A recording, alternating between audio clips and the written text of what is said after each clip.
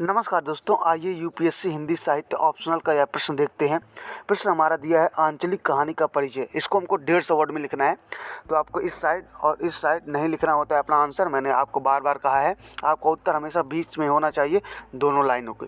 ठीक है, आप अपने उत्तर की शुरुआत ऐसे कर सकते हैं कि आंचलिक कहानी प्रेमचंदोत्तर युग में उपजी कहानी का ऐसा रूप है जिसमें आंचल ही कहानी का मूल नायक तथा उद्देश्य भी होता है। ठीक है, अगला स्टेटमेंट आप लिख सकते हैं, यद्यपि फणीश्वर नाथ रेणु द्वारा जिस तरह से आंचलिक उपन्यास को समृद्धि प्रदान की, वैसी विकास दशा आंचलिक कहानी में नहीं बन पाई है।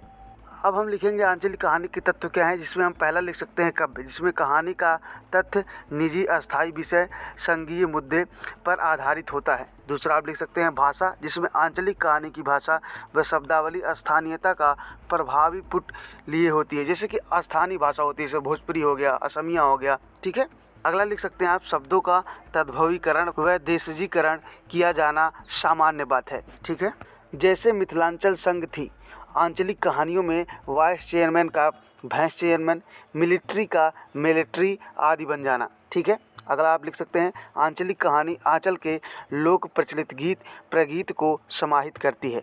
ठीक है, अब इतना सब लिखने के बाद आप अपने उत्तर का अंत इस निष्कर्ष से कर सकते हैं कि फलतः आंचलिक उपन्यास की तरह आंचलिक कहानी के सभी घटक, जैसे कि सामाजिक, सांस्कृतिक, भौगोलिक या आर्थिक, सभी मिलकर आंचल को ही कहानी का नायक बनाती हैं। Thank you so much for watching this lecture.